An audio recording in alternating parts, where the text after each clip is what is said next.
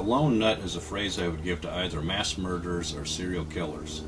Mass murderers are people who kill a lot of people all at once. Serial killers are people who kill a lot of people one at a time over a long period of time. Some people fantasize about doing this but never actually do it. I believe some people get off their medications temporarily and kill someone.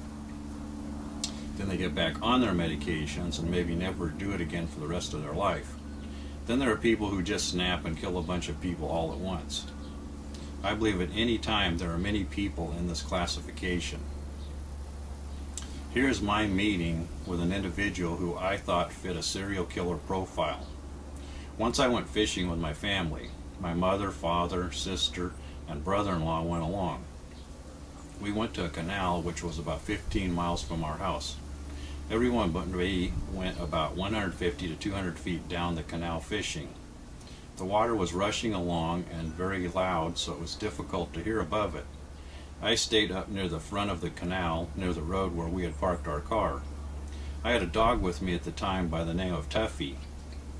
He was a miniature German Shepherd and never got larger than about 25 pounds. I squatted down and my dog got between my legs. I did not know it, but a man who parked on the road had walked up behind me. From his vantage point, he could not see the dog between my legs. Because of the rushing water, I did not hear him walk up behind me. The first thing I knew he was behind me was out of my peripheral vision. I saw his hands coming down on either side of my neck. The instant that I saw his hands, my dog lunged up between my legs and clamped down on one of his hands. Tuffy had an extremely hard grip on his hand and hung on. I fell out of the way. After I fell out of the way, the dog let go of the man's hand. The dog then backed up to the side of me. The man reached in his pocket and pulled out a handkerchief. Blood covered his hand and dripped onto the ground. He started mumbling, "Unfriendly people, unfriendly dog," and headed back toward his truck. My family saw the commotion that was going on and started yelling, "What are you doing up there?" He got in his truck and took off, but we got his license plate number.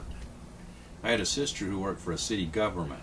She had the police department run his license plate number. He did not have an arrest record. However, we believe that he had probably done this before. It would have been very easy for him to strangle me. No one would have known what happened since the sound of the rushing water distracted my family. The important lesson from this is to keep your back against something to prevent someone from coming up behind you. There's an interesting story I read about a serial killer. In the 1960s, there was a serial killer in the San Francisco Bay Area. He went by the name of the Zodiac. I read a story written by him to a newspaper.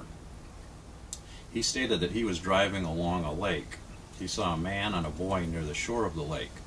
He decided they would be good to kill. He took his pistol out and began creeping up to them over several small hills. When he reached the last hill, he peered over the top and noticed the small boy had a .22 rifle with him. The killer became scared and ran back to his car without harming the people. This is an excellent first-hand account of how being armed can prevent violence.